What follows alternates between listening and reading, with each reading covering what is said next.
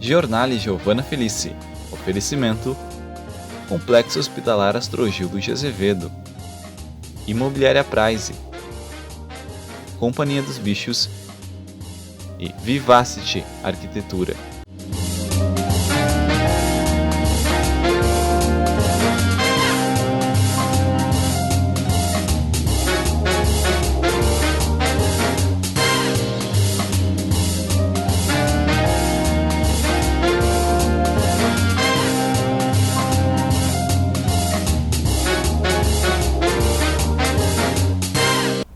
Olá! Você confere nesta quinta-feira uma entrevista com o empresário Patrick Rodrigues de Souza, diretor-geral da PRS Monitoramento, posicionada entre as maiores empresas de monitoramento e segurança do centro do estado. No bloco direito, o advogado criminalista Dr. Roger de Castro aborda sobre a influência do direito penal no cenário político. A convidada do bloco Saúde e Bem-Estar é a fisioterapeuta Estela Neves, sócia-diretora da Clínica Harmonia do Corpo, com 16 anos de atuação em Santa Maria e região. E na Editoria Cultura é a vez de apreciarmos a música instrumental com a participação artística de Matheus Lameira e Diogo Matos. Giornale, o programa que leva até você credibilidade na informação. Bloco Empreendedorismo, um convite, Posto de Molas Favarim e Patronato Shopping.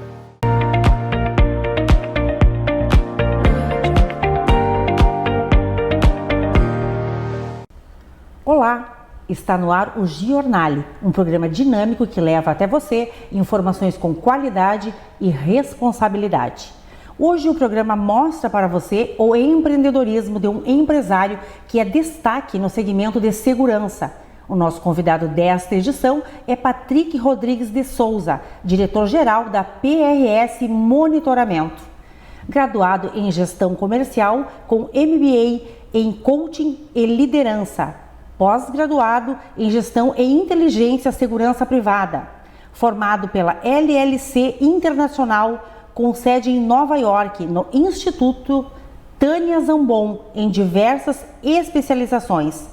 Certificado pela Intelbras como especialista em segurança condominial, cooperativo e grandes projetos. Possui 34 mil projetos de segurança executados em Santa Maria e região. Estou honrada com sua presença aqui em nossos estúdios. Seja muito bem-vindo, Patrick Rodrigues de Souza. Giovana, em primeiro lugar, uma honra estar aqui ao teu lado, mediante o teu convite, né? Então, honrado aí o público que está nos assistindo também, né? Então, para mim foi um prazer aí poder participar esse momento ao teu lado aqui, né? Para esse bate-papo, né, bem informal, né? Muito obrigada. Obrigada por trazer aí informações pertinentes sobre a sua empresa, né? Que é o assunto que nós vamos tratar a seguir. A PRS, fundada em 2008, está posicionada entre as maiores empresas de monitoramento e segurança do centro do estado. Na condição de diretor-geral da empresa, gostaria que você esclarecesse qual o seu conceito de segurança. A segurança ele é um tema muito amplo, né? Trazendo para a segurança do patrimônio, a gente tem vários pilares. E hoje os dois principais pilares que a segurança tem é a prevenção do patrimônio e da vida. Então a segurança, para nós termos a sensação de segurança, em primeiro lugar nós temos que entender o que nós estamos segurando, né? Então a segurança, podemos estar nos sentindo seguros, a nossa vida está segura ou nós estamos com a meta de trazer segurança para o patrimônio. Então, para que essa premissa aconteça, precisa dessa avaliação. Aí entra vários pilares, né? O primeiro pilar que eu sempre endosso é em relação a ambiente. Por que a gente fala em ambiente? as cidades, elas são compostas de mapas de calor, de criminalidade, que eu digo, sim. né? Então... Infelizmente. Infelizmente, é. Então, a segurança adotada numa região onde a gente não tem muita educação, não tem todo a sociedade é desassistida, um lugar financeiramente que tu vê já é desassistido, né? Renda per capita mais baixa. Enfim, aquele local ela vai trazer riscos para quem se deslocar até lá, que não é de lá. Então vamos lá, tu mora num bairro rico, tu chega num bairro mais pobre, já notam que tu não é de lá. Sim. Porque a segurança, bem como a sociedade, é cultural. Então, se é cultural, as pessoas elas se selecionam em tribos, né? Então, automaticamente, se tu mora numa região dessas, você já está nesse meio, então você está adaptado, então é algo cultural. Muitas vezes tu não vai sentir necessidade de ter alarme, câmera, cerca, segurança, porque você já está inserido naquele meio, bem como os demais que estão lá. Claro. Então, a segurança, ela baseada nessa premissa, nós temos lá patrimônio e vida. Então, nós falamos do âmbito cultural das pessoas, sim, baseado em ambientes, em regiões, né? Aí depois sempre vem a questão de um investimento que é dado, a importância que é dado àquilo. Não é porque você está lá inserido num bairro mais pobre, mais que tu, por se sentir indefeso, tu não vai fazer a tua proteção. E essa proteção, ela é baseada em níveis de importância que você dá para a tua vida, né? Aí entra sistemas, existe estratégia. A segurança é algo tão amplo e tão eclético em relação à estratégia de segurança, que muitas vezes as pessoas acreditam que não estão seguras por não possuir sistemas de segurança, câmeras, alarmes e cercas. E o simples fato de tu conseguir chegar em casa, sabendo a hora de tu entrar no portão, a hora de tu sair, a hora de chegar e sair do teu imóvel. Muitas vezes o hábito que tu tem de horários e de observar se tem pessoas ali te cuidando, isso já vai trazer uma segurança para ti, né? Então a estratégia ela é ampla, claro, bem como ela se pendura em inteligência artificial e sistemas. Sim, bem abrangente, né? Bem abrangente. E conforme você falou, depende muito da cultura regional, então do estado, da cidade, do bairro, né? Da localidade também da empresa e das residências, né? Porque estamos aqui falando de pessoa física e pessoa jurídica, né? E o que de fato deve estar seguro, e ratificando o que você falou, a importância que essas pessoas estão dando para a segurança. Exatamente. E esses modelos eles vão mudando. Então, digamos que, vamos lá, vamos imaginar que agora estamos caminhando na avenida principal de Gramado.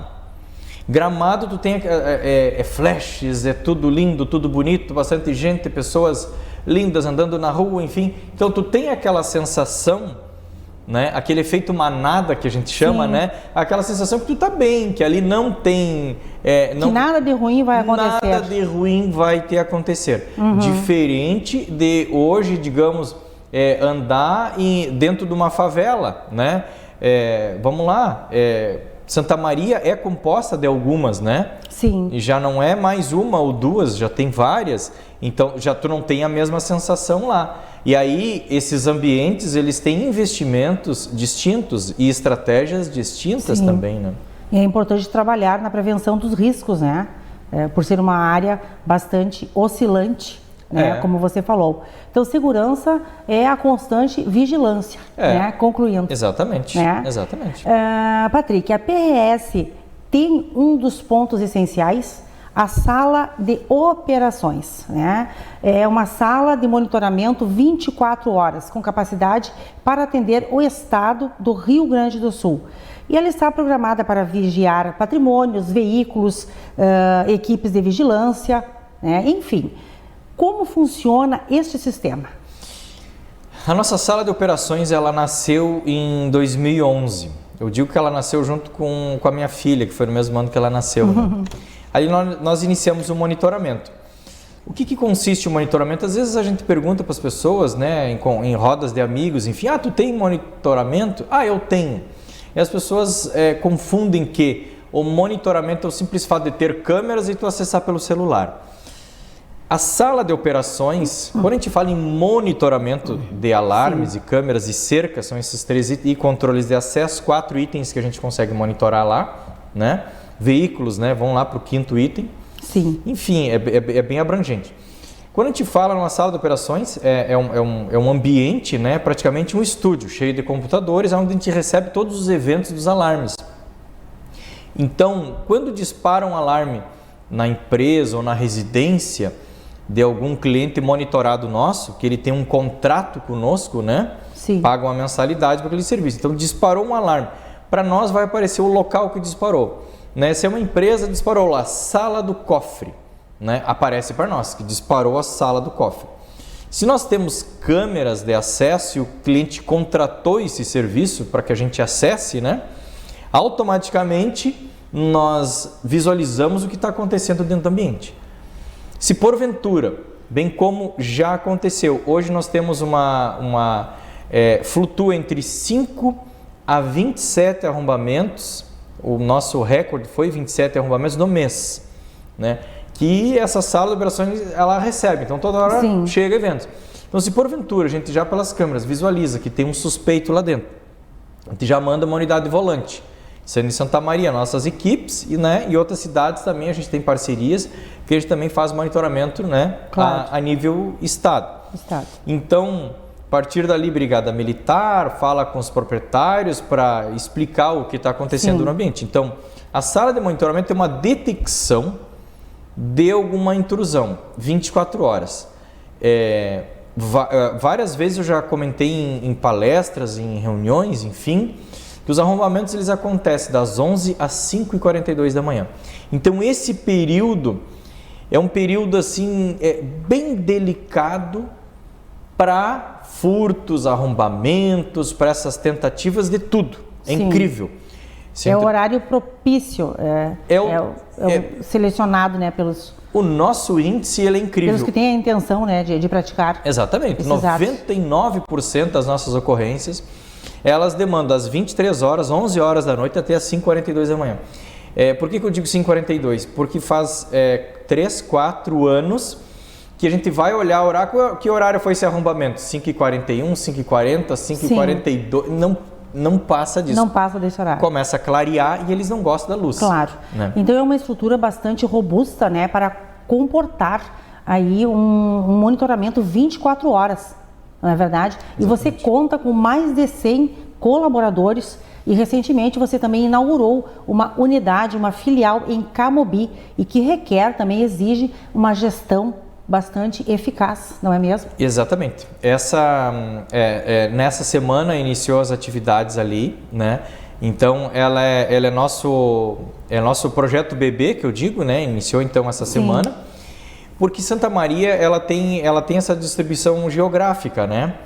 É como se Camobi praticamente fosse uma nova cidade. A gente tem essa distância para percorrer. Sim. É o maior bairro de Santa Maria. É o maior bairro de Santa Maria. Então, em Camobi nós já tínhamos clientes monitorados, grandes empresas e residências ali também. E agora nós temos as unidades volantes nossas se deslocavam sempre da nossa sede que fica no Pasto da Areia, região centro, onde o agente com moto ele estava circulando, dali ele vinha para cá. Agora nós temos algumas unidades circulantes aqui nos horários mais estratégicos. Assim, exatamente, mais delicados, que a gente tem mais demanda. Você já tem conhecimento, né, desses horários, conforme você citou. E você estabeleceu cenários que objetivam a segurança do cliente através de nichos e adaptou na empresa estratégias que inibem certamente os riscos em locais contratados pela PRS. Exatamente. Como eles funcionam, Patrick? Exatamente. Eu, nessa última pós-graduação que eu findei, que é Gestão e Inteligência e Segurança Privada, essa pós-graduação ela me deu muita estratégia de planejamento da segurança. E é algo que eu sempre tive enraizado em mim desde de muito tempo, assim, né? Meu pai é militar, eu venho já disso desde pequeno com estratégias da segurança. Me criei na Vila Oliveira, no Passo da Areia ali, era um local desafortunado, então a gente tinha tentativas de delito até na nossa casa, na rua, enfim. Então eu cresci num meio assim, Sim. tendo que se defender socialmente já, desde o princípio. Então, quando eu abri empresa, isso para mim foi muito fácil, se adaptar, né? Sim. Morei em Marabá, no Pará. Você já tinha essa prática, né? A gente veio meio de berço, acredito Sim. eu, né? Você morou em Marabá? Eu morei em Marabá, o pai foi transferido, né, para Marabá naquela época lá. E Marabá também, uma cidade muito pobre, né, em que se tinha que ter a necessidade da sobrevivência em relação à segurança. Sim. Era incrível, assim. Santa Maria é uma cidade que não tem violência comparado às cidades do norte, né? No caso do Pará, lá onde eu morei.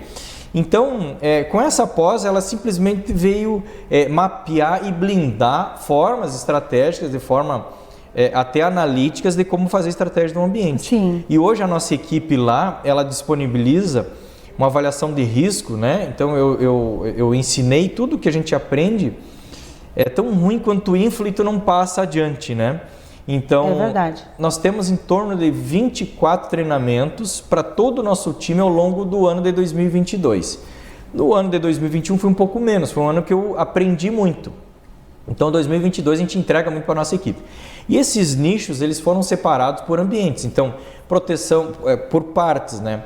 Avaliando proteção perimetral, estratégias de segurança, todos os pilares mais importantes, a questão da viabilidade. Muitas vezes a gente tem o desejo de se proteger e faz um projeto mirabolante, ele custa tão alto que ele é inviável.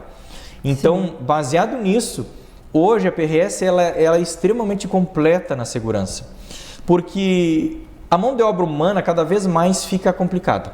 Então, os sistemas eles vêm vindo para reduzir a quantidade, sim, de falhas do humano. Uhum. Suprindo essa necessidade. Suprindo essa necessidade. Porque, infelizmente, as pessoas, nós contratamos lá em 9 fases. Aí você coloca a pessoa para trabalhar, ela diz assim, não, porque eu quero trabalhar, meu sonho é trabalhar aqui. E logo depois ela já, nos primeiros obstáculos, já não é mais meu sonho, eu vou para outro, sim, lugar. As pessoas estão muito, elas utilizam do emprego de forma muito descartável, sim, né? E na verdade, elas querem um emprego e não um trabalho. E não um trabalho, exatamente. Então, para isso, os sistemas eles estão chegando. Então, é o caso da portaria remota, em que o porteiro ele sempre dá um jeitinho para entrar um conhecido dentro do condomínio. Ou ele dorme no serviço, ou ele tem uma dor de barriga, ou ele, sim, não, né? E a portaria remota é algo muito eletrônico. Então, a mão de obra, ela cada vez mais está sendo substituída de forma estratégica por sistemas. Claro. Antes tu tinha que ter vigias para ficar olhando uma obra grande. Hoje nós temos câmeras com inteligência artificial para que detectem pessoas, avise o monitoramento e quando, sim, vê, chega o agente, chega a Brigada Militar para fazer uma prisão em flagrante lá, né? Então, e se tivesse um vigia no local, muitas vezes ele poderia até estar dormindo, né? Ou não estar vigiando de forma íntegra, né? Sim, adequada. E né? que maravilha poder contar e aliar a tecnologia à segurança, né? E aí trazer a proteção com isso ao patrimônio e ao bem-estar dos clientes, né? Das pessoas, da população. E para fecharmos, Patrick, vamos falar uma questão que interessa muito a quem está com essa necessidade de instalar um sistema de segurança. O que você considera imprescindível a avaliar no momento da contratação de uma empresa de monitoramento? Ótimo. Bom, hoje a PRS ela tem 13 anos de mercado. Nós temos mais de 34 mil projetos executados. Quando se olha isso, a gente já tem um know-how. Então, primeira coisa, eu sempre aposto em empresas com know-how. É a mesma coisa você levar o seu carro para arrumar numa oficina mecânica recém abriu, né, e tu tem um problema crônico. Ele não vai ter expertise com uma empresa de 13 anos que nem a nossa, com 34 mil sistemas, né, teria de avaliar aquele mesmo problema. O que nós notamos hoje? A falta de experiência técnica, né? Sim. Então pega empresas novas, pega técnicos que não conhecem um sistema. Esse é um dos detalhes. Outro é o GSGV, isso é obrigatório. Grupamento de Supervisão de Guardas e Vigilantes. Nós flagramos concorrentes, e não concorrentes pequenos, mas concorrentes grandes. O que eles fazem? Eles separam a sua empresa com outra empresa. Então eles monitoram no grande núcleo da empresa, fazem o monitoramento, enfim, e as instalações é com outra empresa. Isso tira responsabilidade também da empresa. E eu noto que é uma grande queixa hoje que está ocorrendo no mercado em relação a isso aí. Se dividir as frações, então você contrata uma empresa e dentro da tua casa é colocada outra. Uma empresa que tem um ano de vida no mercado, que muitas vezes não tem seguro de vida para os funcionários, que porventura não tem uma parte de gestão de pessoas, né? Então, o GSGV, o Grupamento de Supervisão e Guardas e Vigilantes, também flagramos concorrentes com funcionários com tornozeleira eletrônica. Então, como que uma empresa de segurança vai trazer segurança para o seu cliente trabalhando dessa forma? O que nós notamos também? Que a concorrência, eu acho que não está errado essa forma de pensar, mas a concorrência trabalha para vender os seus clientes. Sim. Eles pode ter até 20 anos de mercado, mas eles já venderam 5 vezes a empresa. E é como se o cliente fosse um objeto. Sim, repassar a sua carteira de clientes. Enfim, lucro da pessoa física, está tudo certo. Mas não é a nossa metodologia. Então, empresas que têm esse hábito, elas fazem isso. 2, 3, 4 anos. Elas inflam suas carteiras para fazer vendas, para poder rentabilizar o dinheiro, enfim, tal. Quando alguém vai encerrar suas atividades e vende a sua empresa, está tudo certo. Agora, é um hábito que Santa Maria cultuou, né? E nós estamos invictos e nós não temos intenção de abandonar nossos clientes. Claro. Nós enxergamos os clientes como pessoas que querem criar relacionamento com a empresa que está lhe atendendo. E segurança é relacionamento. Sim. É conhecer o seu cliente, não simplesmente ter mais um para negociar depois. São formas métodos de mercado que se adotam hoje, né? Além das questões legais, a filosofia da empresa é muito clara, né, em relação à visão de crescimento, as diretrizes que são e serão traçadas, sempre primando pela ética, né, pelos seus clientes. Eu desejo cada vez mais sucesso para você e para a família da PRS Monitoramento. Então, hoje nós tivemos a oportunidade de apresentar aos nossos telespectadores um pouco da história, né? Contar um pouco da história da PRS Monitoramento, empresa que você administra com grande responsabilidade e que realiza investimentos constantes no setor, né? Que possibilita aí o mais alto nível de segurança para os seus clientes. Então, eu agradeço imensamente a sua disponibilidade e a sua presença por estar aqui conosco hoje no Giornale. Foi um imenso prazer recebê-lo. Giovana, foi uma honra ter esse espaço para a gente poder debater sobre o assunto. Estamos à disposição sempre aí para qualquer cenário que tu queira conversar. Para mim é uma alegria aqui estar sempre contigo, né? Tu é um ícone aí, né? Nessa parte de divulgação, nessa parte de comunicação. Tu é uma excelente comunicadora, né? Então, para mim, sempre uma honra aqui estar do teu lado. E te agradeço a oportunidade. Muito obrigada. Que honra receber estes elogios. O Giornale continua à sua disposição. Tá bom. A seguir, No bloco direito, a presença do advogado criminalista Dr. Roger de Castro. Volto em instantes.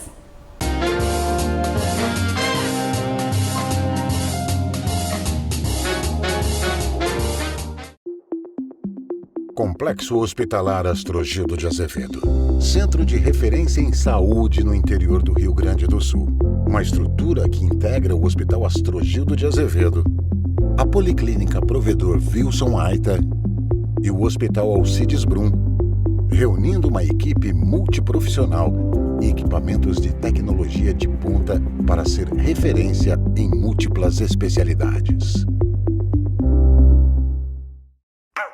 Eu tô tão feliz, é o lugar que eu confio.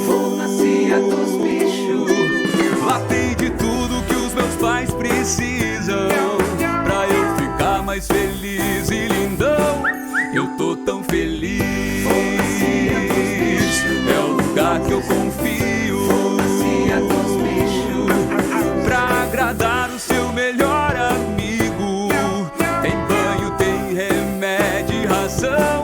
Eu tô tão feliz, é o lugar que eu confio. Eu tô tão feliz, eu vou na cia dos bichos. Ai, assim é demais.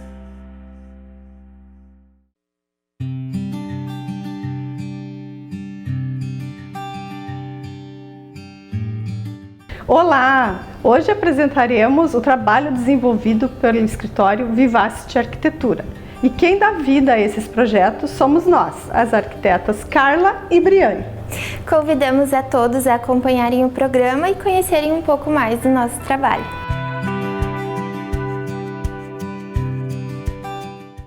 Neste projeto da suíte do casal, procuramos transparecer leveza, sofisticação, elegância e a personalidade do cliente. A ousadia dos espaços é uma marca Vivacity, onde buscamos escolhas fora do padrão. Aqui, como no projeto, a mesa e as luminárias de formatos diferentes.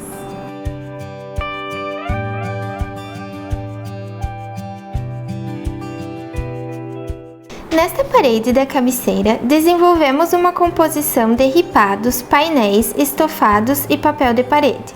Pode parecer que tudo seria muitos elementos para uma parede só. Porém, vendo o resultado final, podemos afirmar que escolhas complexas e desconstruídas podem ser assertivas e gerar resultados surpreendentes. Por isso, nosso escritório tem as melhores composições para oferecer aos nossos clientes. A sapateira rack foi uma solução inteligente, porque além da dupla funcionalidade, serve como divisor de ambientes, por ter em anexo uma estante alta e decorativa. E o closet não podia ser diferente, tendo 3 desenhos distintos de portas para fazer uma ligação completa com o projeto. A porta em vidro reflecta fornece o suporte ao vestir, ao mesmo tempo traz leveza e amplitude à suíte. Tivemos a preocupação do design interno ser funcional, por isso setorizamos uma porta de itens de vitrine, aqueles utilizados em datas especiais e que, além do uso, são objetos de desejo.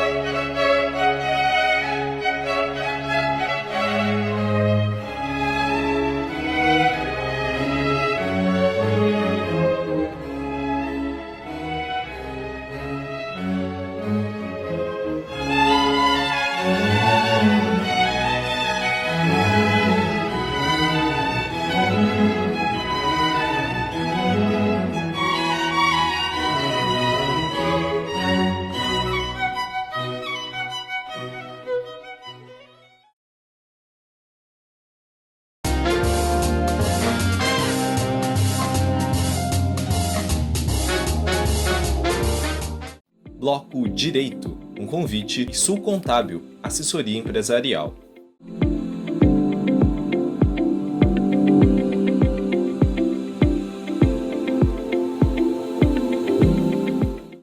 Na editoria Direito de hoje temos os esclarecimentos jurídicos do advogado criminalista Dr. Roger de Castro, que nos apresenta as influências do direito penal no cenário político. Formado em Direito pela Universidade Franciscana, atual UFN, mestre em Direito pela Universidade Federal de Santa Maria, professor da Faculdade Palotina de Santa Maria, a FAPAS, e sócio do escritório Leonardo Santiago Roger de Castro, Advocacia Penal e Empresarial. Sempre uma honra recebê-lo aqui no Jornal. Seja muito bem-vindo, Dr. Roger de Castro. Obrigado, Giovana. Eu que te agradeço o convite. Para mim é uma honra estar aqui falando contigo, falando com o teu telespectador, trazendo um pouco das minhas opiniões sobre o direito penal, né, uma área que eu milito, em que eu advogo e em que eu dou aula. Então, sempre uma honra estar aqui novamente, podendo conversar contigo e com o teu telespectador. Muito obrigada, doutor. Doutor Roger de Castro, você, na qualidade de advogado criminalista, professor de Direito Penal e de Processo Penal, nos traz uma reflexão sobre as influências do direito penal nas eleições. De que forma o direito penal já influenciou ou pode influenciar o âmbito da política? Giovana, o direito penal, e aí quando eu penso na influência dele dentro da política, eu lembro muito das eleições de 2018. As eleições de 2018, elas tiveram um cenário diferente, com a exclusão do candidato à época, que seria o ex-presidente Lula, né? Sim. Em que não pôde participar em razão da condenação. Exato. Então, o direito penal ele começa aí influenciando. Por quê? Porque ele foi condenado e foi retirado dele a possibilidade dele concorrer àquelas eleições. Então, esse é o aspecto que eu digo que é o aspecto mais direto do direito penal nas eleições, quando o direito penal, o direito processual penal, ele faz a retirada de um candidato do cenário político justamente por uma condenação, que aí a gente sabe que essa condenação ela acabou sendo anulada posteriormente. Sob outro aspecto, são algumas propostas que os candidatos, o atual presidente, ele teve propostas de alteração, né, da legislação penal como bandeira, né? Então, isso angariou a ele, creio eu, muitos votos, claro, né, em que ele montou uma bandeira anti-direitos humanos, né, que ele queria tratar os direitos humanos de outra forma, ele queria reduzir a maioridade penal, né, para se tornar 16 anos. Então, isso foram algumas bandeiras levantadas em prol da segurança, e a segurança ela está atrelada, é aliada, né, ao direito penal como um todo. Diretamente, né? Então, eu vejo assim, esses dois aspectos como os principais. Uma influência que o direito penal ele vem a retirar um candidato, na época Lula, né, de 2018. Sim. E a outra como bandeira, né? E nessa agora se desenha o candidato que foi ex-juiz e ex-ministro, Sérgio Moro, que foi uma pessoa que apareceu justamente em razão de ser um juiz que condenou no direito penal, no processo penal, o ex-presidente Luiz Inácio Lula da Silva. Então, pegando a eleição de 2018 e a futura eleição de 2022, nos parece que o direito penal ele influenciou retirando Luiz Inácio Lula da Silva, colocando o juiz Sérgio Moro como um candidato, né? E o próprio presidente Bolsonaro, ele tinha uma bandeira contra a criminalidade, enfim, todo mundo é contra a criminalidade, mas ele levantava Sim. algumas bandeiras que envolviam o direito penal, o direito processual penal na época. O direito penal, através do processo penal, acabou evidenciando as figuras políticas elencadas, né? Não estamos aqui fazendo nenhum juízo de valor sobre os atos cometidos por essas figuras públicas. Estamos somente comentando ações, fatos, né, situações que envolvem o processo penal, não é, doutor? Justamente. E qual é a sua opinião em relação ao ex-juiz e ex-ministro da Justiça e Segurança Pública, Sérgio Moro, de tornar-se pré-candidato à presidência da República? O Sérgio Moro, e eu não estou falando da pessoa Sérgio Moro, eu estou falando dos cargos que ele teve, né? Exatamente. Então eu não estou fazendo nenhum juízo de valor a respeito da pessoa dele. Desde que o Sérgio Moro ele apareceu lá na Lava Jato, como juiz da Lava Jato, eu tinha sérias restrições quanto à figura dele. Por quê? Porque eu via naquele processo em que foi julgado o presidente Lula algumas características que não poderiam ser características de um juiz imparcial. Sim. O juiz, quando ele julga, ele tem... Eu não estou dizendo que ele tem que ser neutro, porque ninguém é neutro, mas ele tem que ser imparcial. No trabalho dele. Concordo. E eu via nele alguma falta de imparcialidade ao julgar o Luiz Inácio Lula da Silva. E eu não estou dizendo aqui o Lula é inocente, o Lula é culpado, legalmente o Lula é inocente. Mas eu estou dizendo que o Sérgio Moro, ele fazia, e depois a gente veio a descobrir com aqueles áudios vazados, que ele fazia coisa muito pior. Né? Combinava algumas medidas com o Ministério Público Federal, aquele tipo de coisa. Mas lá na época, sem esse vazamento de áudio, eu já tinha algumas restrições. Por quê? Porque o Moro, a gente tinha um artigo no Código de Processo Penal, que é o artigo 212, que diz que ao juiz cabe fazer perguntas complementares. Então, para o telespectador que não tem uma noção exata do processo penal, uma audiência, como é que funciona, o Ministério Público é o órgão acusatório, e a defesa é a pessoa é o advogado que está defendendo aquela pessoa que vem ser acusada. O juiz ele tem que ser um ser imparcial, né? Ouvir os dois lados e a ele fazer algumas perguntas complementares. Eu entendo como perguntas complementares, Giovana, aquelas perguntas que foram feitas pelo Ministério Público, foram feitas para a defesa, que ficou faltando alguma coisinha, né? Claro, concordo com você, doutor. Só que o Sérgio Moro, porque eu ao analisar as perguntas, as audiências que ele fez, teve audiências que ele fez mais de 100 perguntas para uma pessoa. Um juiz não pode fazer mais de 100 perguntas, porque 100 perguntas nunca vão ser 100 perguntas complementares.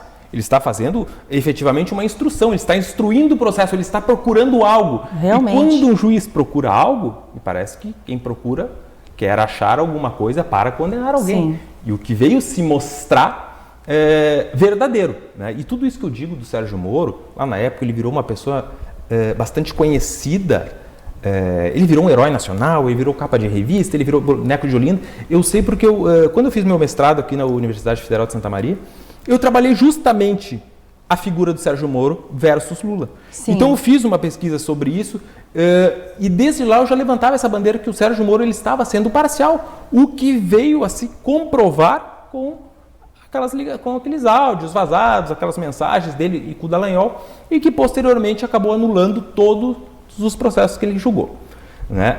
E aí então, o que aconteceu? O Sérgio Moro, através do julgamento dele, e depois do TRF4, eles retiraram o ex-presidente Luiz Inácio Lula da Silva da eleição, e com a eleição do nosso presidente Bolsonaro, o Sérgio Moro sai do cargo de juiz e vira ministro.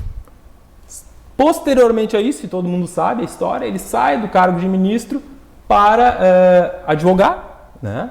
E agora pretende concorrer às eleições presidenciais. Exatamente. E quando ele vai advogar justamente para alguma empresa que tem uma ligação com uma outra empresa lá da Lava Jato. Então, e ele só foi advogar para essa outra empresa e agora está se descobrindo os valores que ele vinha recebendo, que são valores estratosféricos, valores grandes, porque ele ficou conhecido pela Lava Jato. Então a Lava Jato, que ele foi o juiz da Lava Jato e ganhou dinheiro por ter sido o juiz da Lava Jato, por ter ficado conhecido em razão da Lava Jato. Sim, você explicou com clareza, né? Essas questões. Eu tenho então uma certa crítica a ele, ao trâmite, né? O procedimento juiz, ministro e presidente. Me parece que ele se utilizou do cargo dele de juiz, de julgar pessoas importantes, figuras importantes, para se tornar alguém conhecido, alguém famoso, enfim, e daqui a um pouco ser presidente da República. Pode-se dizer que o Sérgio Moro pecou no que concerne, né, ao aspecto ético, né? No entanto, é pré-candidato, né? Situações como essa, de certa forma, fragilizam, né, ainda mais esse nosso sistema, essa tão difamada classe política, né, do nosso país. Isso. Então, doutor, em relação ao ex-presidente Luiz Inácio Lula da Silva, você considera que ele realmente deveria ter sido inocentado? Veja, Giovana, quando a gente fala, você considera, enfim, eu estou falando do âmbito legal. Né? No âmbito legal, na nossa Constituição Federal, ela diz: a pessoa ela é considerada inocente até o trânsito em julgado. Né? Uma condenação com o trânsito em julgado, o que não houve no caso Lula. Todas aquelas condenações que haviam contra ele, o sítio de Atibaia, o triplex, que foram julgadas no âmbito da Lava Jato, elas foram anuladas. Então, hoje sim, a gente pode dizer que o Luiz Inácio Lula da Silva é inocente. Legalmente falando, ele é inocente. Agora, e claro, fica difícil para a gente dizer, saindo desse âmbito do processo, né? Porque eu não conheço o processo, não conheço... minha opinião pessoal não vale de nada. Mas a minha opinião profissional é que sim, ele é inocente, ele tem que ser... tido como inocente em razão da simples anulação de todos os atos que condenaram. E realmente temos que estar respaldados pela lei. Pela lei. Por mais que, às vezes, a gente não goste. Né? Tem muita gente que tem muito discurso de ódio. Condena, absolve, ele sim, ele não. E aí a gente fica num maniqueísmo entre o bem e o mal. E isso não pode importar o direito. Nossa justiça ela tem que seguir a Constituição Federal, tem que seguir o nosso Código de Processo Penal, o nosso Código de Direito Penal, e deu. A gente não pode ficar se apegando a questões morais e éticas, porque isso tudo está dentro do direito, dentro da Constituição Federal, dentro do Código de Processo Penal.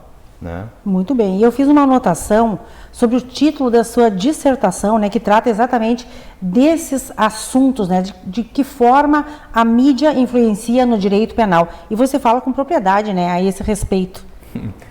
Eu fiz uma investigação que foi mais de um ano para fazer minha dissertação de mestrado, né, e eu conseguia, e a gente consegue ver, observar isso através das próprias redes sociais, né? Há um discurso, uma pressão muito grande que vem das redes sociais. A gente não tinha esse discurso antigamente porque a gente não tinha redes sociais, a gente tinha a grande mídia. Né? Começou lá o jornal, depois a TV, em que a grande mídia ela criava uma massa de manobra e as pessoas elas iam de acordo com aquilo que a mídia colocava. Exato. Né? Hoje a gente tem a mídia, continua a TV, enfim, mas tem a internet. E isso acaba, de certa forma, pressionando o judiciário, pressionando aquelas pessoas que têm que tomar algumas decisões e que se deixam levar por essa pressão. Obviamente que quando um juiz julga, quando um delegado toma determinada atitude, ele não pode se levar pela emoção, pelo que diz a rede social, mas isso sim acaba influenciando dentro do processo. O Sérgio Moro é um exemplo típico disso. Quando eu digo que ele virou um boneco de Olinda, que ele virou capa de revista, ele gostou de ser um super-herói, de ser um super-juiz. Né? E isso acabou fazendo com que ele ultrapassasse certas barreiras, certos limites, que fizeram com que todo o trabalho da justiça, toda aquela operação da Lava Jato contra o Lula, fosse anulada agora. E é importante trazer a sua posição, né, seu posicionamento sobre este assunto, porque você é um estudioso, né, nesta área. Doutor, para fecharmos a nossa entrevista, quais foram as modificações que o presidente Jair Bolsonaro trouxe para o direito penal? O Bolsonaro, ele tinha uma das bandeiras dele, era a redução da maioridade penal. Ele queria reduzir para 16 anos. Coisa que ele não conseguiu fazer, enfim, porque também não depende só dele. Mas ele tinha algumas bandeiras, dentre as quais acabar com a saída provisória, enfim, algumas coisas que ele levantava, as bandeiras lá no tempo da eleição. O que na prática se deu, assim, alguns elementos que a gente pode observar. Né? Veio o pacote anticrime, dentro desse pacote anticrime veio o acordo de não persecução penal, que na verdade é um acordo em que há uma negociação entre a parte que está sendo investigada e o Ministério Público para que não haja uma ação penal. Então é um acordo que vem a beneficiar aquele que em tese cometeu um delito. Veio o juiz das garantias, que é uma coisa em que o Bolsonaro, o ministro Sérgio Moro queria que o Bolsonaro vetasse, ele acabou não vetando, né, que é um juiz que participaria daquele trâmite inicial do processo. O juiz que colheria a prova e aí depois iria para outro juiz julgar. Né? O Sérgio Moro queria que o Bolsonaro vetasse, o Bolsonaro não vetou. Existe o juiz das garantias hoje, mas não está vigente porque houve uma decisão do ministro Fux, se não me engano, que acabou suspendendo o juiz das garantias. Bom, juiz das garantias, acordo de não persecução penal, são coisas que beneficiam o réu. Né? Então, uma bandeira distinta daquilo que o Bolsonaro pregava. Sobre outro aspecto, o Bolsonaro, no pacote anticrime, houve um aumento do tempo de apenamento. Né? Até 2019, a gente tinha o tempo de prisão máximo de 30 anos. Esse tempo passou a ser 40 anos. 40 anos. Então, houve uns aumentos de penas para determinados crimes, diminuição para outros. Então, ele trabalhou bastante nesse pacote anticrime, o Bolsonaro.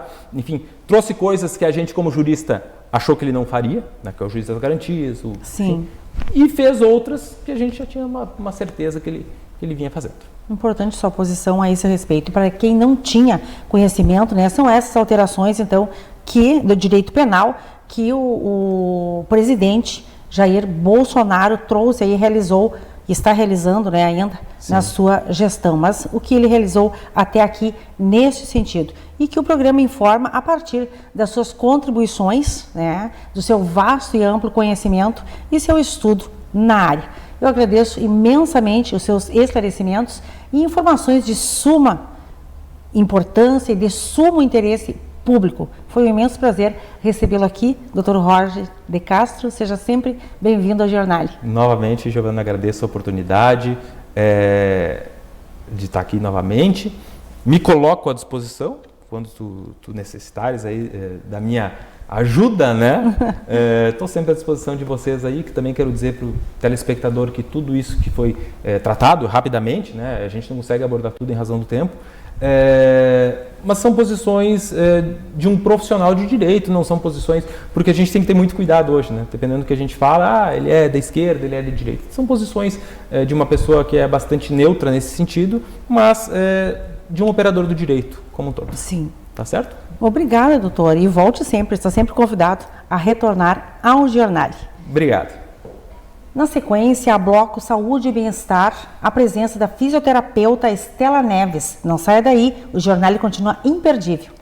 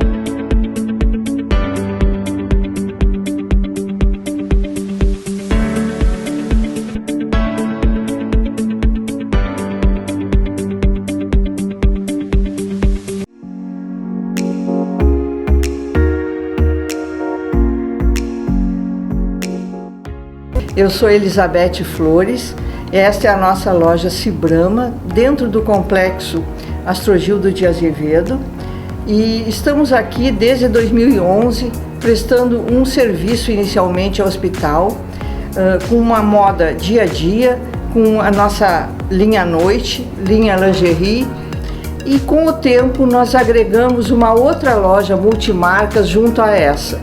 E hoje eu tenho o prazer de apresentar a vocês duas clientes tradicionais da nossa loja, que são Denise e Ângela.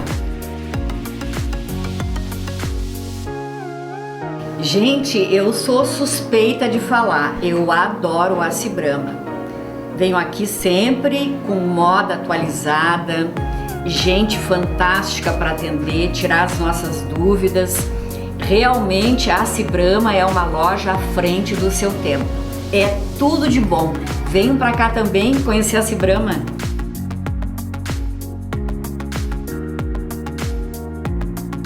A Cibrama é uma loja tradicional aqui de Santa Maria e desde a inauguração da Policlínica Provedor Wilson Aita está conosco nesse empreendimento.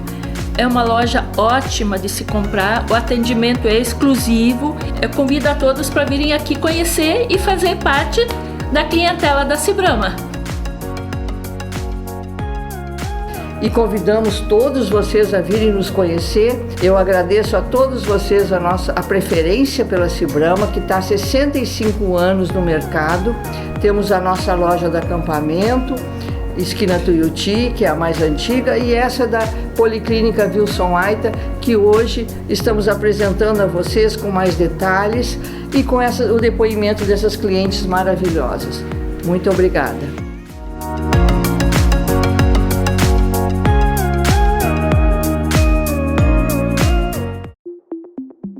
Complexo Hospitalar Astrogildo de Azevedo.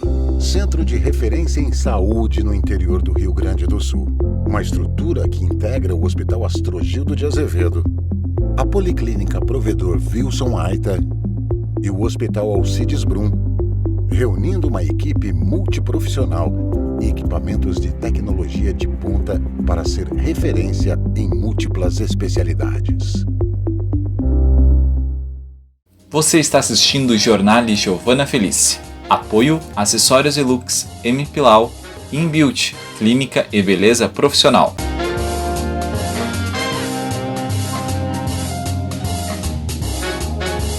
Bloco Saúde e Bem-Estar. Convite Ótica Noal e Cibrama, tradição em estar na moda.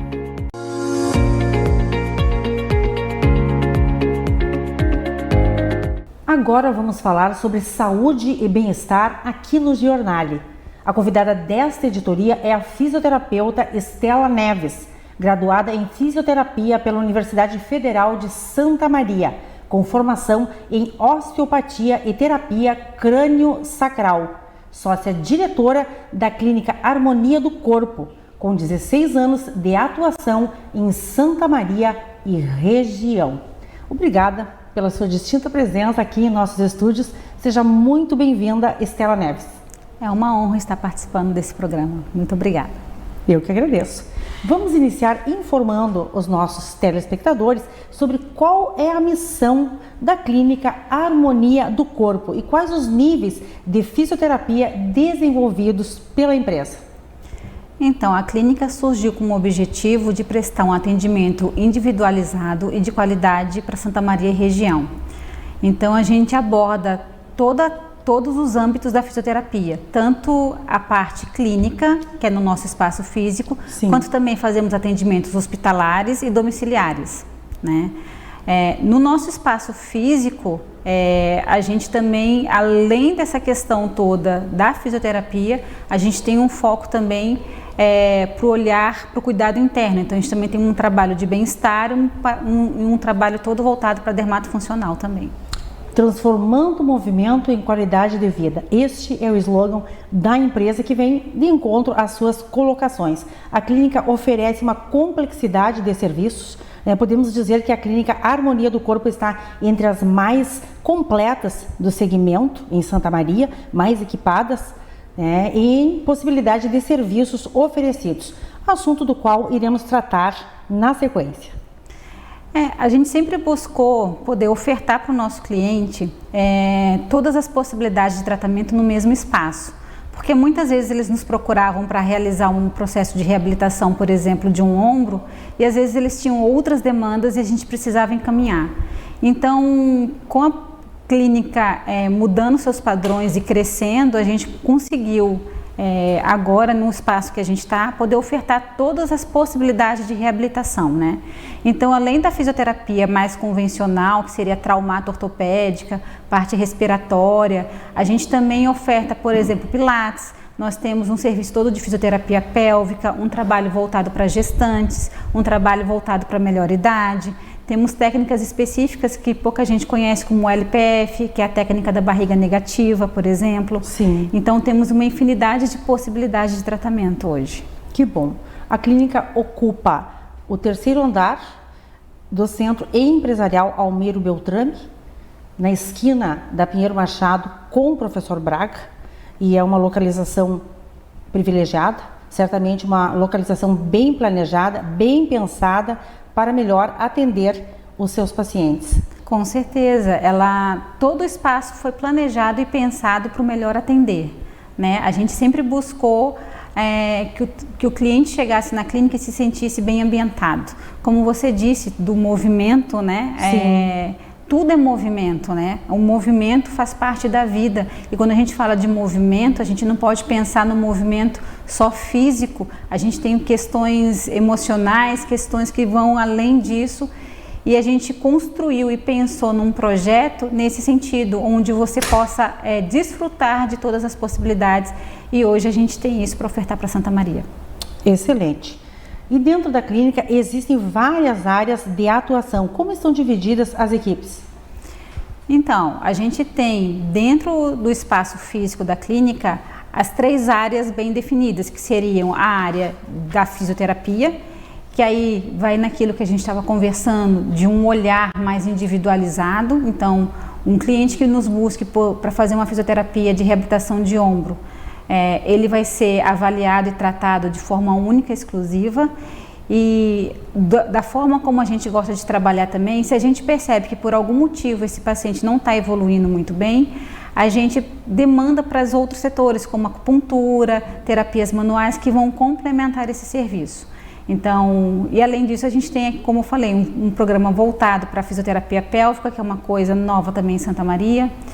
E no bem-estar, a gente tem também, além de terapias alternativas, como eu citei a acupuntura, tem a parte de técnicas energéticas como o reiki, a gente tem, como somos os pioneiros em Santa Maria, no programa de eletroestimulação, que é um programa de 20 minutos, que equivale a 1h30 de academia, onde são estimulados 350 músculos ao mesmo tempo. Esses 20 minutos, esse programa serve tanto para reabilitar como para condicionar, porque a gente tem que pensar que a gente tem que trabalhar de forma preventiva, ou seja, a gente tem que evitar que o corpo se lesione. E esse programa é uma revolução aqui para Santa Maria, é um trabalho que está sendo muito bem construído por grandes profissionais dentro da empresa. Perfeito, Estela. E com isso a clínica oferece uma estrutura sólida, espaços setorizados, né, preparada para o aproveitamento de todas as atividades diárias da clínica. Exatamente. O que torna a clínica uma referência no seu segmento. Assim esperamos.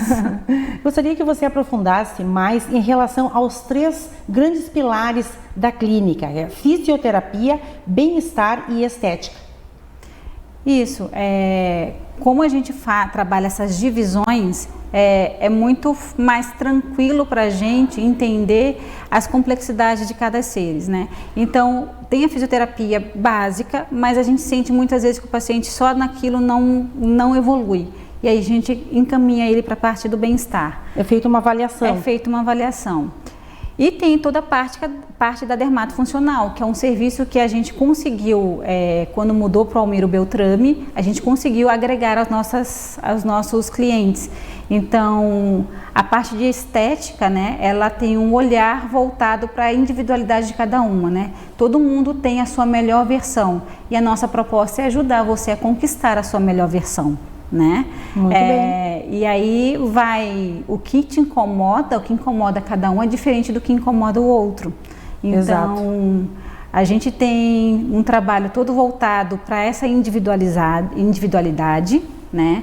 A gente tem também programas mais convencionais, então a gente desenvolveu protocolos para gordura localizada, por exemplo, misturando todos os nossos serviços. Então não é algo que tu vai consumir apenas da parte da estética, você vai conseguir consumir de outros para o programa ter mais efeito.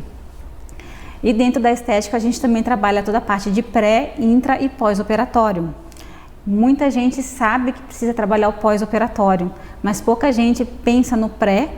E agora a novidade maior ainda é o intraoperatório, ou seja, o profissional está junto com os médicos dentro do bloco cirúrgico, fazendo a sua intervenção, ajudando para que esse cliente tenha menor respostas inflamatórias e tenha uma recuperação muito mais rápida. Essa é uma atuação muito importante. Né? Exato, e muito pouco falada, né? Então, ela tem um espaço muito grande para ser divulgada, porque poucas pessoas têm esse conhecimento.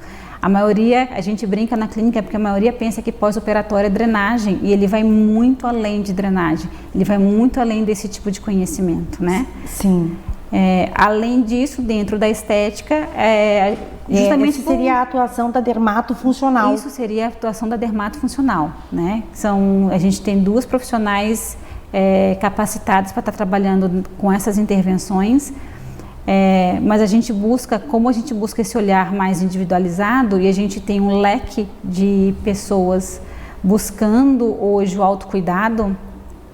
A gente vai de várias técnicas já tradicionais, então a gente tem agendas normais de laser terapia, crioterapia, criolipólise, melhor dizendo, ultrassom microfocado, mas também customizamos mais um pouquinho o tratamento. Então a gente, além das linhas convencionais, a gente usa linhas veganas também, a gente trabalha com óleos essenciais, onde você consegue customizar mais ainda o home care de acordo com a necessidade de cada cliente. Sim, realmente é um tratamento bastante abrangente. Né? Exato. E para desempenhar essas atividades que envolvem os 3 pilares, né?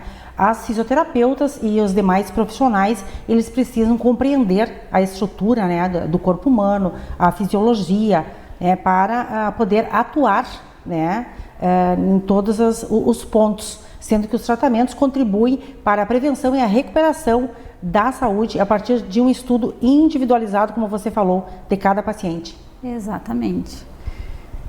Estela, você possui formação em terapia crânio-sacral. Do que trata esse método? A terapia crânio-sacral ela é um método tanto de avaliação quanto de tratamento, onde a gente trabalha nas membranas cerebrais e no líquido que banha essas membranas, que é o líquido cérebro-espinhal. Ele basicamente envolve todo o crânio e toda a coluna, formando a medula. Então, tudo que é informação do teu corpo fica registrado nesse sistema. A gente atua mais diretamente na camada mais externa dessas membranas, que seria a dura mater, que ela é um tecido, é como se fosse uma capa, uma roupa, que reveste tudo. E todos os outros tecidos corporais se comunicam com essa capa, com essa fáscia. Então, o papel do terapeuta crânio-sacral é dar uma ajudar esse sistema a voltar a trabalhar da forma mais equilibrada possível.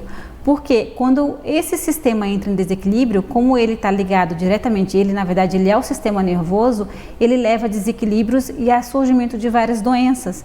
Então a terapia crânio-sacral entra como um suporte para ajudar a equilibrar esses sistemas. E em que casos essa terapia é indicada?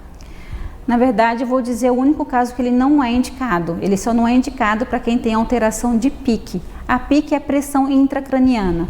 É quando, por exemplo, você tem uma produção maior ou menor do líquido que a gente tem que ter dentro da cabeça, que é o líquido cérebro-espinhal. É a única contraindicação. Eu sou muito procurada para trabalhar gestantes, porque é um momento da vida da mulher que ela está passando por muitas turbulências, muita mudança hormonal, mudança física, mudança emocional. Então a terapia crânio-sacral entra como um bom suporte para ajudar nesses processos. Ele ajuda também no processo, no fim do parto, assim, para ajudar a mãe a ter um parto normal, se ela assim desejar. Trabalho muito com enxaquecas também, porque é uma demanda muito grande que a terapia tem muito suporte para ajudar. É uma terapia providencial, né? É importante salientar que essa terapia crânio-sacral influencia todos os sistemas, né?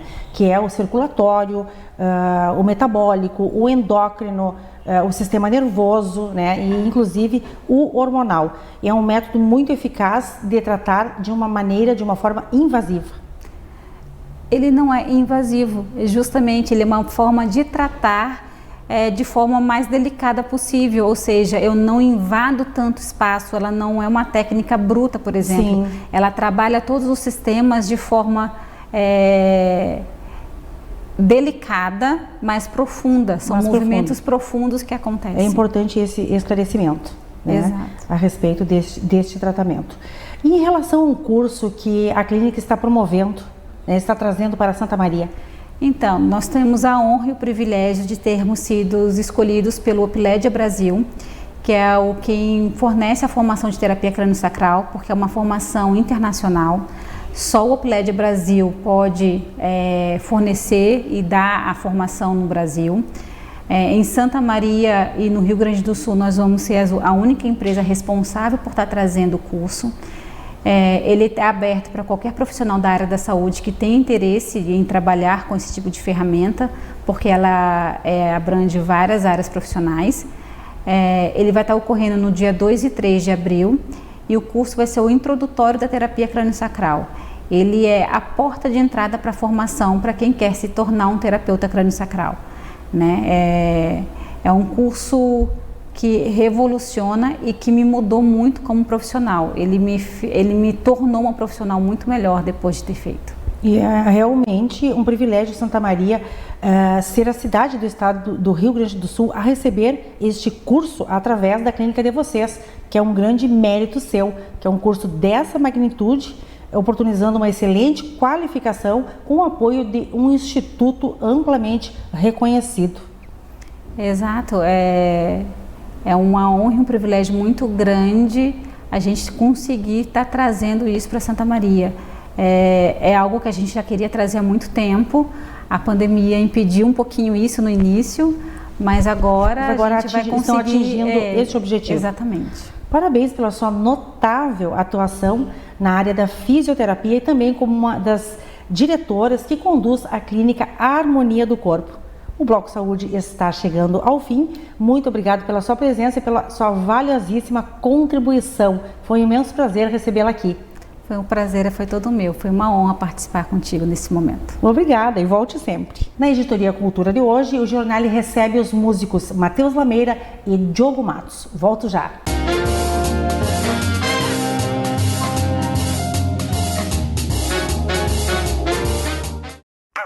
Eu tô tão feliz,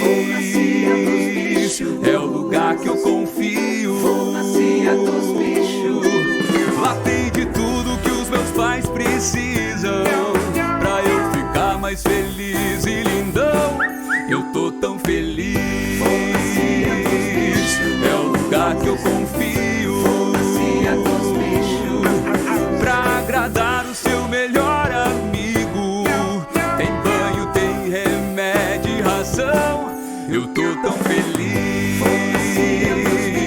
é o lugar que eu confio. Eu tô tão feliz, eu vou na cia dos bichos. Ai, assim é demais.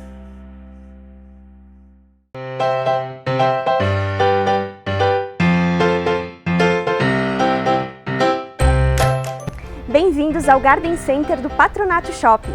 Aqui você encontra todos os produtos para o seu paisagismo e cuidados com as suas plantas. Nossa floricultura possui uma grande diversidade em plantas ornamentais, arbóreas, frutíferas, chás, temperos e hortaliças. Para os cuidados e nutrição das suas verdinhas, contamos com uma completa linha de adubos e fertilizantes de marcas reconhecidas. Já para a manutenção, podas e jardinagem no geral, possuímos uma linha completa de ferramentas e acessórios. E para ornamentar o seu ambiente, Ainda dispomos de uma ampla linha de vasos de polietileno, fibra de vidro, cerâmica e mobiliário. São mais de 30 modelos entre conjuntos, ombrelones e bancos para deixar a sua varanda incrível. Além disso, aqui você encontra produtos de altíssima qualidade para a manutenção e conservação da água da sua piscina. Também oferecemos serviço de transplante e plantio de vasos. Será um prazer recebê-los!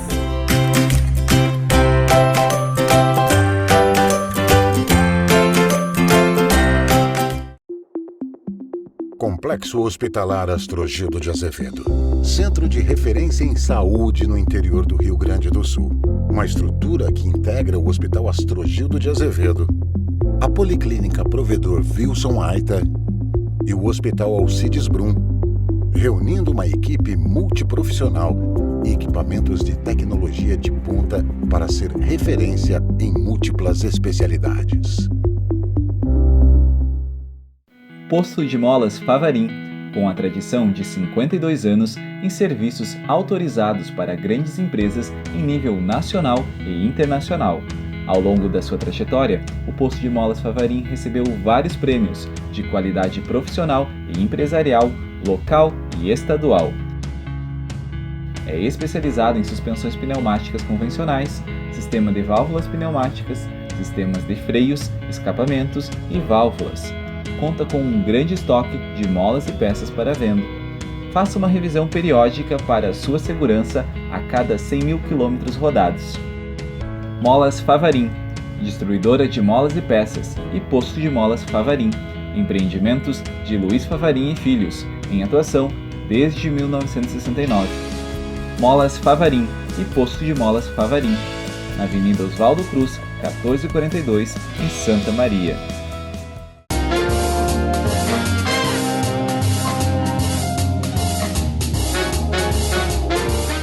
Bloco Cultura, um convite, Tecnosom, instalação de som e alarmes.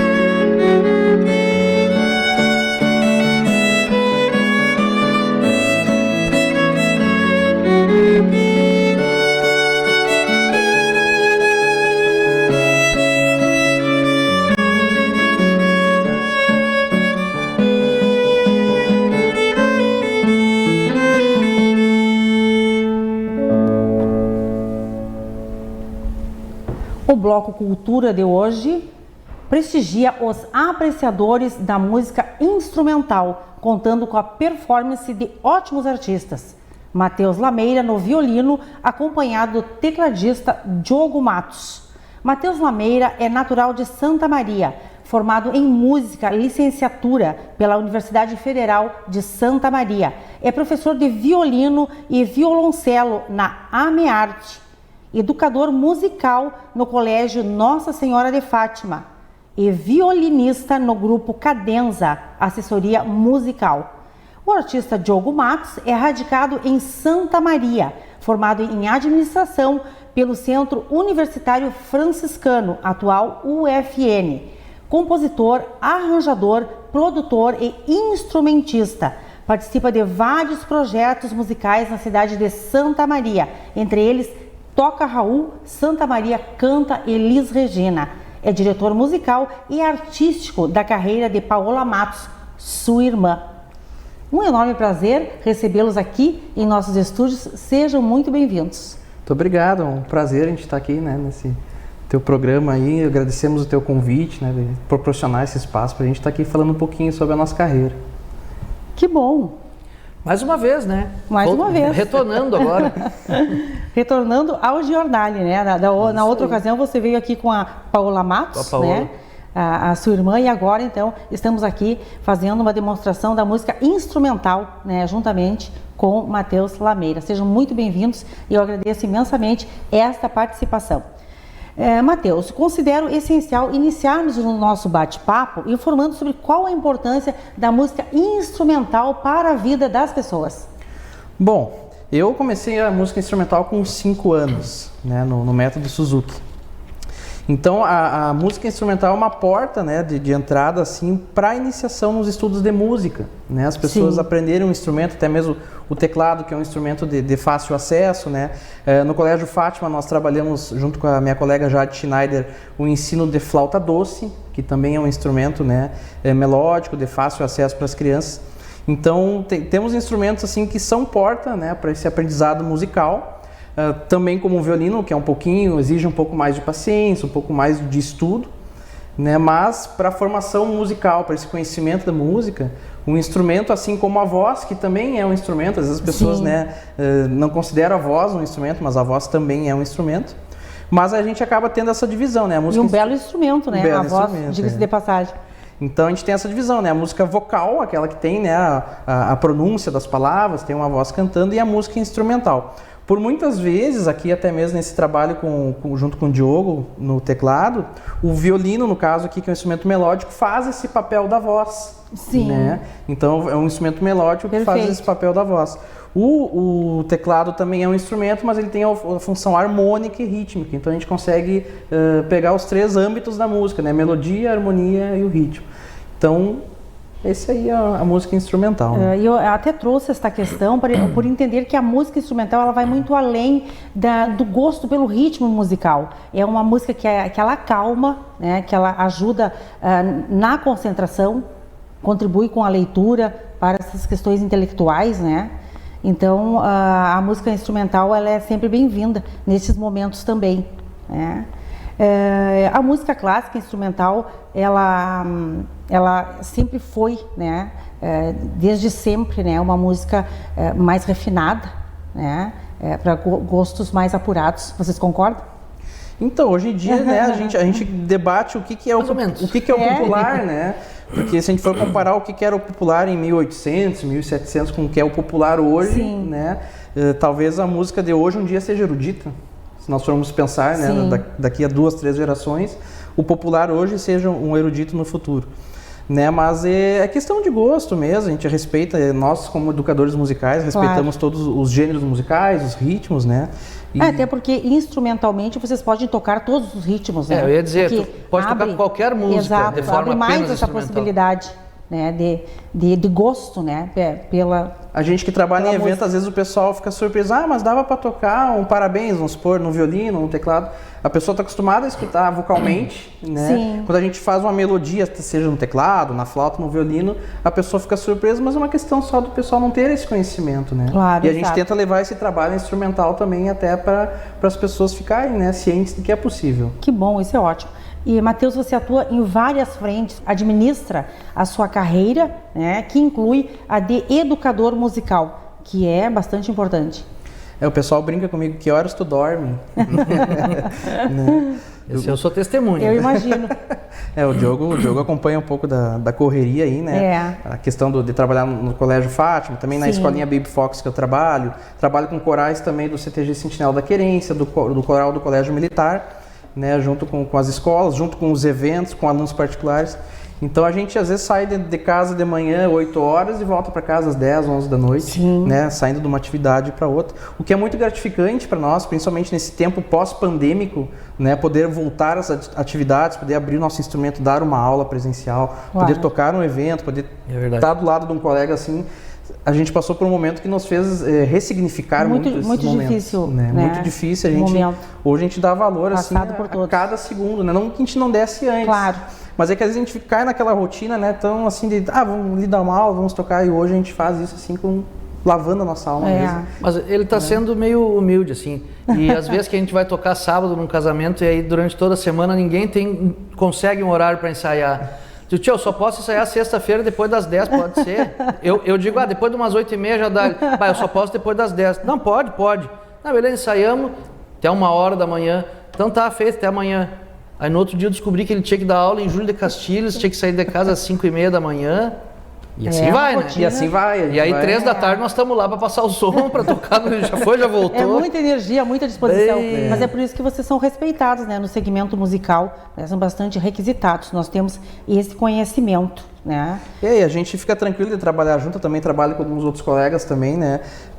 A gente acaba trabalhando com quem a gente tem não só afinidade pessoal, assim, de se dar bem, mas com quem a gente confia, né? Que sabe que qualquer problema vai conseguir nos ajudar, resolver. Então, se eu tiver que chegar lá, como o Diogo falou, 11 horas da noite, meia-noite, eu sei que ele já vai estar pronto me esperando, a gente faz um ensaio ali que seja bem prático e tudo. Então, tudo isso facilita, né? Que a gente consiga trabalhar bastante. Tem que ter praticidade, né? Senão, às vezes, não vai. Você também participou como violinista da Orquestra Sinfônica de Santa Maria, entre outras orquestras, né? Inclusive, estou voltando agora. No ano que bom! Em 2022, eu recebi o convite de reintegrar a orquestra. A orquestra agradece. Diogo, seu primeiro contato com a música, né? Você teve com 6 anos de idade, quando você ganhou o primeiro violão. Né? E aos 10 anos, você ganhou um teclado. E a partir daí, né, você definiu a sua trajetória musical. Conta pra nós. Acho que era um prenúncio, né? Eu sempre tô, claro, no início, quando a gente é criança, a gente vai ter aquele primeiro contato, né? Aprender e tal. Mas vou avançar um pouco, com 14 anos eu comecei a tocar na noite, né? Sim. Tocar teclado na noite, com 14 anos. E daí eu não parei mais. Daí, depois no final de final de 2003, eu comecei a participar dos festivais, assim. Exato. Na verdade, 2002 eu comecei nos estudantis, festivais assim. Você participou por 11 anos, né? Eu estava fazendo um passeio no currículo de vocês, né? Mas eu tive que sintetizar esse currículo, mas foram 11 anos de participação. Nos festivais? Não, eu comecei em 2002, por aí. Não, vamos falar do profissional, assim, de 2004, vamos supor. Até 22, dá 18, né? 18 anos. Faz 18 anos que eu participo dos festivais. Eu li essa informação de 11 anos, então. Não, eu sei porque. Eu sei porque o meu currículo tem que dar uma atualizada nele para me mandar. Então foi isso. Mas nós queremos conhecer mais sobre as apresentações de vocês, sobre o talento de vocês. Então eu gostaria que vocês. Vamos mostrar agora, sem ser no passado, no retrasado, né? Retrasado, No caso, então, 2020. Final de 2020, a gente participou do Festival Canto de Luz, em Juí, com uma música minha em parceria com o Túlio Souza e com a Alessandra Souza. E quem cantou foi a Annalise Severi. A gente ganhou o festival, a gente tiramos primeiro lugar e melhor arranjo. Com essa música, o arranjo foi meu e do Matheus, né? Olha, então a gente vai mostrar para vocês o meio da música, só para que é a parte mais instrumental ali, né? Vamos dar uma amostra aí.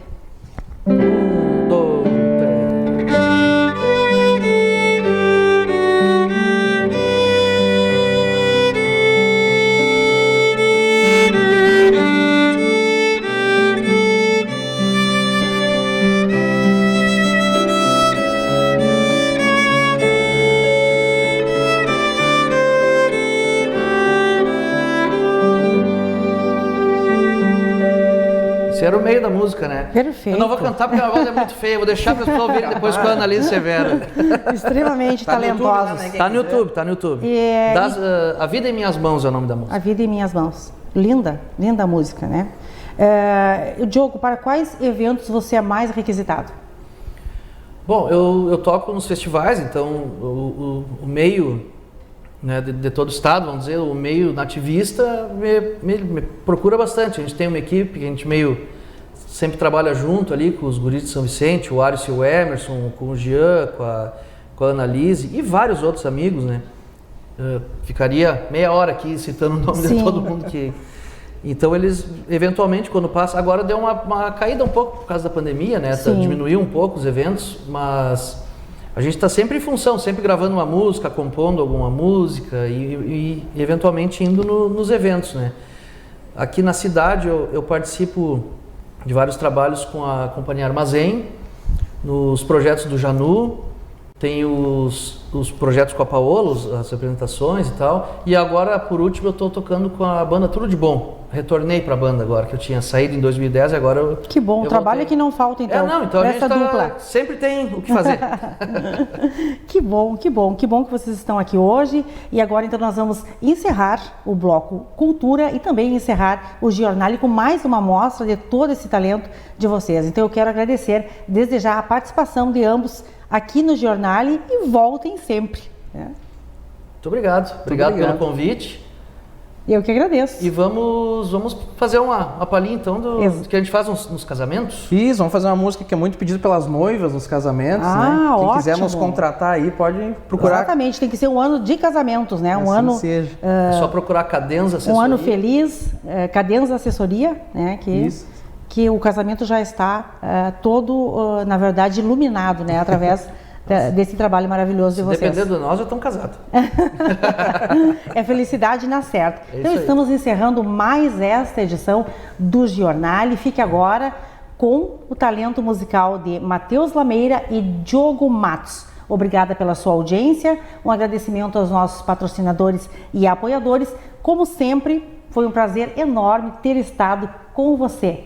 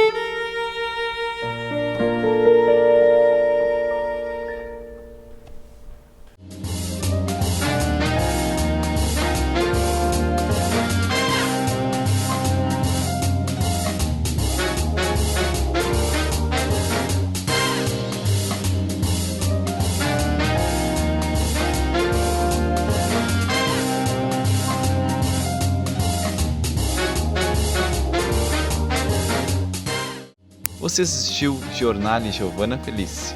Oferecimento: Complexo Hospitalar Astrogildo de Azevedo, Imobiliária Price, Companhia dos Bichos e Vivacity Arquitetura.